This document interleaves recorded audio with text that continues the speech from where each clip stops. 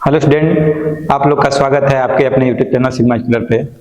तो आज हम लोग एक इम्पॉर्टेंट टॉपिक की बात करेंगे। टॉपिक का नाम है कोऑर्डिनेशन कंपाउंड। और कोऑर्डिनेशन कंपाउंड में हम लोग आज पढ़ेंगे कोऑर्डिनेशन नंबर।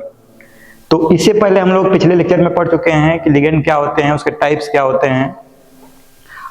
इस वीडियो लेक्चर की सीरीज में आप जाइएगा, उसमें चेक करिएगा तो आपको वीडियो मिल जाएंगे।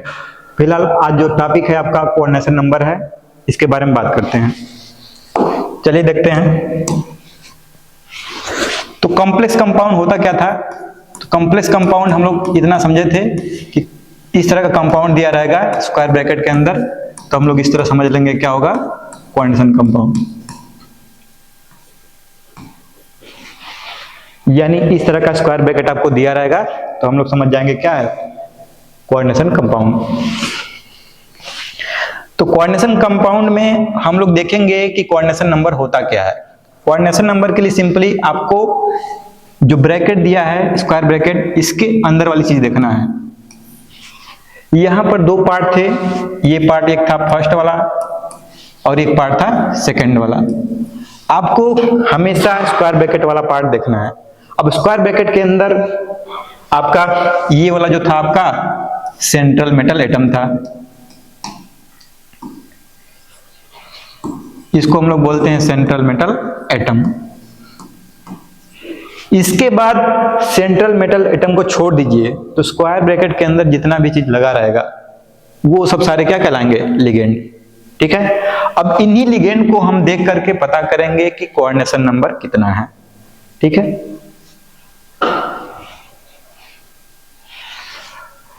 अब कोऑर्डिनेशन नंबर निकालने के लिए हम लोग एक फार्मूला ड्राइव किए हैं, लिखे हैं।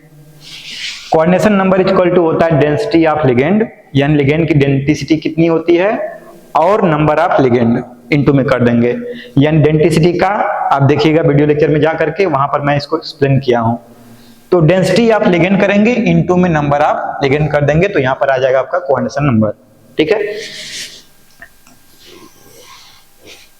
अब इस फार्मूले को यूज करके हम लोग बहुत सारे आपके कॉम्प्लेक्स कंपाउंड दिए रहेंगे, उसमें से हम लोग पता करेंगे कि कोऑर्डिनेशन नंबर कितना है। तो चलिए बहुत सारे एग्जांपल देखते हैं।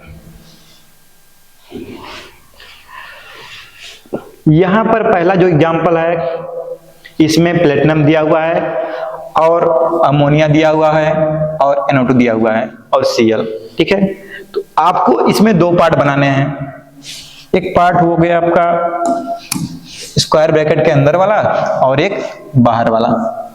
ठीक है। तो आपको जब भी कोऑर्डिनेशन नंबर निकालना है तो सिर्फ और सिर्फ जो स्क्वायर ब्रैकेट है इसके अंदर वाली चीज को देखना है। ठीक है। कितना लगा हुआ है। तो ये तो हो गया आपका सेंट्रल मेटल एटम। क्या हो गया, सेंट्रल मेटल एटम। तो आपको सिर्फ और सिर्फ इसके बाद वाली चीजें देखना है कि अमोनिया कितना लगा है, NO2 कितना लगा हुआ है, Cl कितना लगा हुआ है। और डेंसिटी के बारे में हमने एक्सप्लेन किया हुआ है। तो अमोनिया हमारा क्या होता है, मोनोडेंटेट होता है। अमोनिया NH3 यानी मोनोडेंटेट, और इसके पास केवल और केवल एक डोनर साइट होती है। तो यहां पर ये क्या करेगा, जो सेंट्रल मेटल एटम होता है उसको कोऑर्डिनेट करेगा। अमोनिया लगा कितना हुआ है, 4। तो जब इसका कोऑर्डिनेशन नंबर आपको पता करना है तो सिंपली आप क्या लिखेगा, coordination number equal to ammonia कितना लगा हुआ है, 4 हो गया, इनटू अमोनिया की डेंसिटी कितनी होती है, अमोनिया 1 होता है, मोनोडेंटेट होता है, 4 × 1 हो गया, प्लस NO2 क्या होता है, NO2 होता है नाइट्राइटो, यानी NO2 में इसका भी डोनर साइड कितना होता है, केवल 1 होता है, वो भी निगेटिव चार्ज वाला। ठीक है। यानी ये हमारा क्या है, निगेटिव लिगेंड है। इसकी डेंसिटी कितनी होती है, 1 हो गया, प्लस कर देंगे। इसके बाद हम लोग Cl का देखेंगे। आपको सिर्फ और सिर्फ लेफ्ट टू राइट मूव करना है। तो NO2 का हो गया +1। अब इसके बाद क्या हो गया, अमोनिया 4 था, एक NO2 1 हो गया, 5 हो गया। आपको Cl का करना है। जो Cl होता है उसके ऊपर माइनस का एक चार्ज होता है और ये भी क्या होता है, मोनोडेंटेट होता है, निगेटिव लिगेंड। ठीक है। 1 हो गया, तो कितना हो गया पूरा, 4 × 1 4 हो गया, और 4 1 5 5 1 6, यानी कोऑर्डिनेशन नंबर कितना हो गया इसका 6। ठीक है, अब इसका देखते हैं, इसमें क्या हुआ, एक पार्ट ये हो गया और एक पार्ट ये हो गया। तो आपको क्या करना है, सिंपली ये जो K3 वाला पार्ट है इसको, ये क्या है स्क्वायर ब्रैकेट के बाहर है, इसको हम लोग इग्नोर कर देंगे। अब स्क्वायर ब्रैकेट के अंदर चले तो आयरन तो हमारा क्या है, आयरन हमारा सेंट्रल मेटल एटम है, तो उसको कुछ नहीं करना है। इसके बाद आपको क्या करना है, देखना है लिगेंड कितना लगा हुआ है। लिगेंड तो C2O4 ही लगा हुआ है ना, वो भी कितना लगा हुआ है, 3 लगा हुआ है। तो इसका कोऑर्डिनेशन नंबर निकालना है, तो आप क्या करिएगा, कितना लगा हुआ है, 3 लगा हुआ है। और इसके बाद डेंसिटी पता करना है कि जो ऑक्जिलेट होता है C2O4 होता है, इसकी डेंसिटी कितनी होती है। C2O4 तो हम लोग जानते हैं कि C2O4 के ऊपर होता है माइनस का 2 चार्ज, ठीक है, यानी ये ऑक्जिलेट आयन है। तो C2O4 का -2 हो गया, और यही जो -2 चार्ज है यानी 2 इलेक्ट्रॉन पेयर को कोऑर्डिनेट करता है, यानी इसकी डेंसिटी कितनी हो गई 2, तो 3 × 2 कितना हो गया 6, यानी इसकी भी कोऑर्डिनेशन नंबर कितना हो गया 6 हो गया। इसके बाद हम लोग देखते हैं थर्ड वाले का। थर्ड वाले में यहां पर ये CO लगा हुआ है। CO का नाम क्या होता है, CO आपका होता है कार्बोनिल, यानी CO हो गया आपका कार्बोनिल। अब कार्बोनिल में ये न्यूट्रल लिगेंड होता है, कैसा होता है, न्यूट्रल लिगेंड।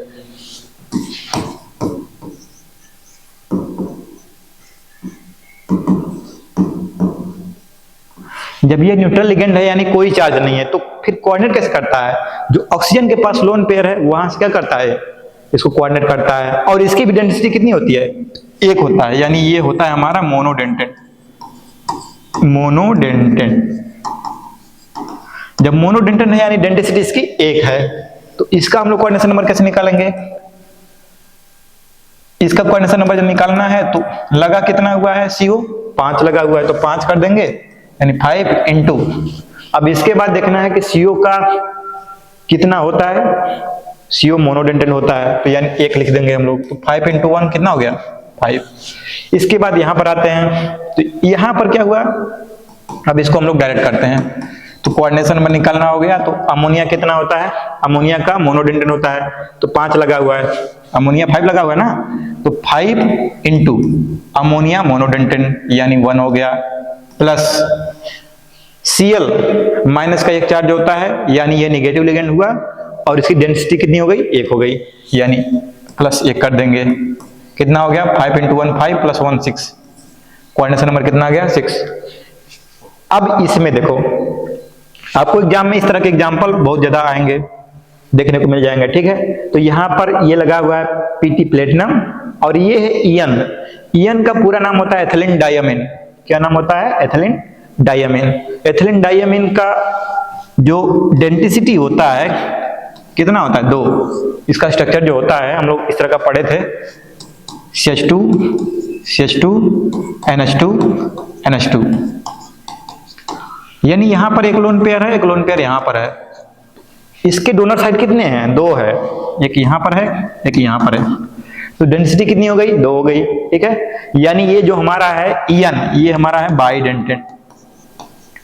जब बाइडेंटेट लगा होगा तो इसकी डेंसिटी कितनी हो गई 2। तो इसका कोऑर्डिनेशन नंबर निकालना होगा, तो कोई बात नहीं, कोऑर्डिनेशन नंबर निकालना होगा तो देख लेंगे। ईएन कितना लगा हुआ है 2 लगा हुआ है, यहां पर 2 लगा है ना, ठीक है, 2 लिख दिया। अब इसके बाद हम पता करेंगे कि डेंसिटी कितनी होती है। डेंसिटी यहां से हमको पता चला कि बाइडेंटेट होता है, तो यहां पर डेंसिटी हो गई 2 × 2 हो गया। इसके बाद Cl पे आएंगे, इसे पूछेंगे भाई तुम्हारे पास डेंसिटी कितनी है, तो ये क्या कहेगा, कहेगा 1 होती है, और लगा कितना है 2, तो प्लस में 2 × Cl की डेंसिटी कितनी होती है 1 होती है, तो 2 × 1। 2 मैंने इसलिए किया क्योंकि यहां पर 2 लगा हुआ है, यानी हो गया 2 × 4, और 4 + 2 कितना हो गया 6। इसका भी कोऑर्डिनेशन नंबर कितना आ गया 6। अब इसके बाद आपको आगे चेक करना है 6 वाले का, देखते हैं इसका।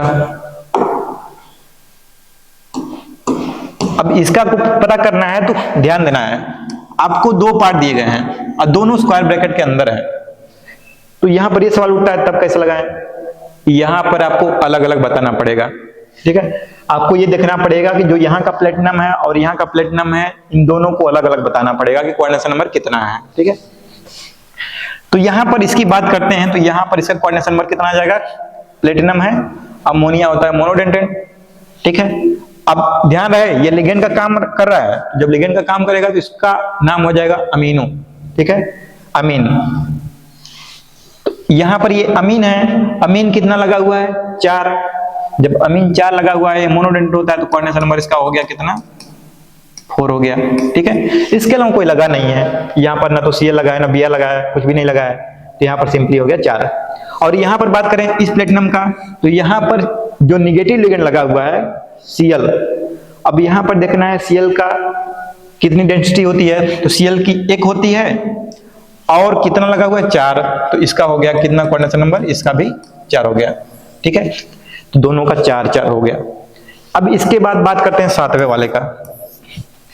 7वें वाले में ये सबसे इंपॉर्टेंट है, देखना यहाँ पर Ni लगा हुआ है, यहाँ पर EDTA दिखा है। EDTA का फुल फॉर्म होता है एथिलीन डाइअमीन टेट्राएसीटेट। जब एथिलीन डाइअमीन टेट्राएसीटेट यानी EDTA की जब भी बात होगी, तो यहाँ पर इसका फुल फॉर्म लिख देते हैं, एथिलीन डाइअमीन टेट्राएसीटेट।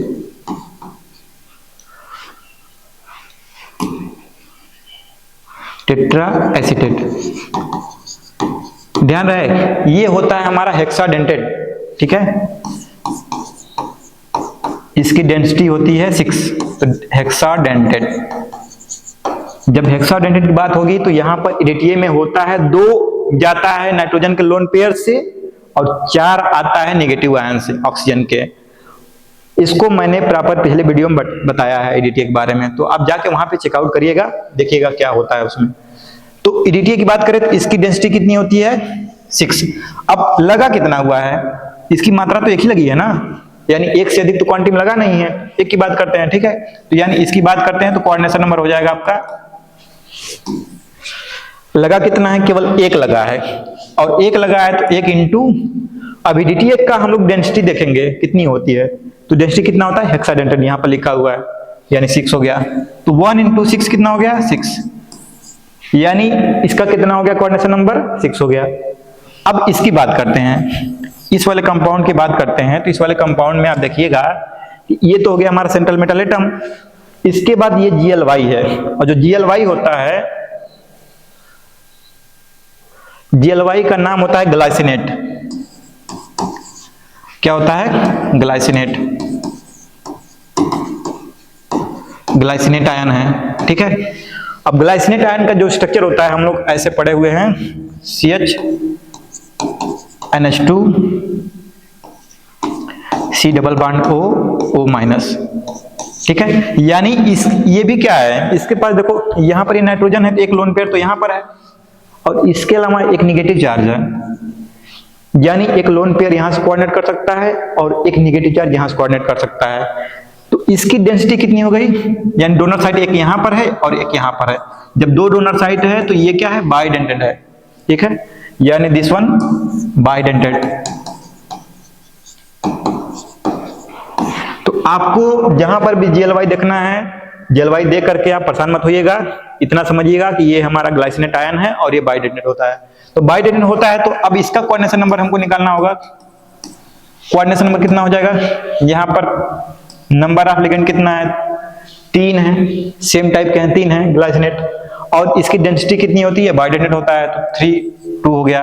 तो 3 में 2 का इंटू करेंगे तो 6 आ गया। तो कोऑर्डिनेशन नंबर कितना हो गया आपका, 6।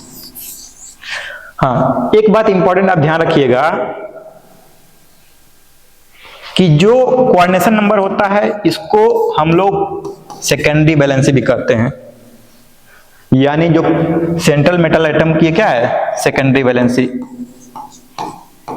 Secondary valency of central atom.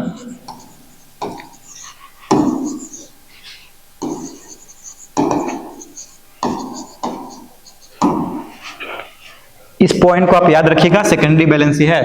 Competition में आपको कोऑर्डिनेशन नंबर निकालने के लिए नहीं कहेगा, आपको डायरेक्ट पूछ लेगा कि सेकेंडरी बैलेंसी कितनी है, तो प्राइमरी बैलेंस उसका ऑक्सीडेशन नंबर होता है और सेकेंडरी बैलेंस जो होता है वो कोऑर्डिनेशन नंबर होता है। ठीक है, आज का लेक्चर यही पर एंड करते हैं। इसके बाद नेक्स्ट लेक्चर आपका कुछ दिन में अपलोड हो जाएगा। तब तक के लिए इस चैनल को ढेर सारा प्यार दीजिए, सपोर्ट कीजिए, दोस्तों को शेयर करिए ताकि ये जानकारी बहुत लोगों तक पहुंचे। धन्यवाद।